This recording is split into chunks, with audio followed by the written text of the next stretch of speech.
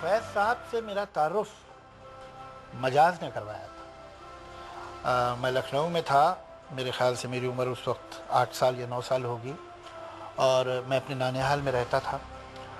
मजाज भी वहीं थे, और उनको एक दिन एक डाक से एक किताब आई, एक पतला सा पार्सल था, और उस किताब का नाम था दस्ते सबा।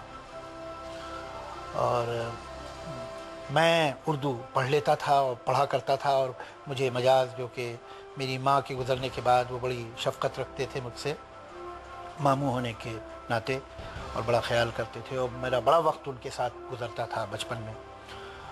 तो उन्होंने मुझे ये किताब दिखाई, और मुझे अब तक याद है उसमें फैज़ साहब की तस्वीर थी, जिसमें गले में उनके स्कार्फ पड़ा हुआ था, और उस पर लिखा था मजाज के लिए बसत खुलूस फैज़। पता नहीं अब वो किताब कहाँ होगी, और उसकी क्या आज वैल्यू होती कि फैज़ अहमद फैज़ ने असरारुल हक़ मजाज को जो अपनी पहली एडिशन की कॉपी भेजी थी, उसकी बहरहाल यकीनन एक अहमियत होती। तो उन्होंने मुझे कहा कि तुम ये पढ़ो, और मैंने पढ़ने की कोशिश की, लेकिन उसमें बहुत से लफ्ज़ जो है मुझे बड़े मुश्किल लगे अब 8 बरस की उम्र में। और मुझे अच्छी तरह से याद है कि एक लफ्ज़ पे मैं बहुत कंफ्यूज हुआ कि ये क्यों लिखा है उन्होंने, मुर्गाने चमन। तो मैंने पूछा जाके अपने मामू मजाज से कि ये इन्होंने फैज़ साहब ने मुर्गे के बारे में क्यों लिखा है।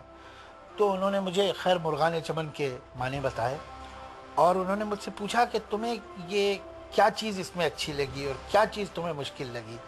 तो मैंने बहरहाल कोई बेवकूफ़ी का जवाब दिया होगा, मुझे अपना जवाब याद नहीं, लेकिन ये ज़रूर याद है कि मजाज के पाए के शायर ने मुझसे ये सवाल फैज़ जैसे पाए के शायर के बारे में किया था।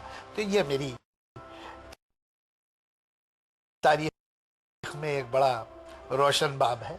कुछ बरसों के बाद, जो मेरे ख़्याल से उनकी आखिरी विज़िट थी यहाँ, ये 77-78 में, तब वो यहाँ तशरीफ़ लाए थे, और क्या यहाँ उनका इस्तक़बाल हुआ, और बिल्कुल समझिए कि स्टेट गेस्ट की तरह थे वो यहाँ राजभवन में ठहरे। आगे एक लाल बत्ती वाली गाड़ी, पीछे एक लाल बत्ती गाड़ी चलती थी, और उन्होंने बहुत उनकी इनायत कि उन्होंने वक्त निकाला कि एक शाम, तब तक मेरा घर हो चुका था, तो मेरे गरीब खाने पे हुई, जिसमें सारे ही शायर आए थे।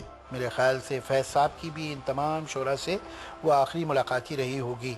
बहुत खूबसूरत वो शाम थी, और उसमें एक दिलचस्प बात यह है कि फैज़ साहब तो अपनी शायरी इतनी लापरवाही से सुनाते थे कि उनके चाहने वालों को अच्छा नहीं लगता था। तो हसन कमाल साहब वहाँ बैठे थे, और उन्होंने कहा कि कभी कभी ख्याल आता है कि फैज़ साहब जितना अच्छा लिखते हैं, अगर उतना अच्छा पढ़ते भी तो क्या होता।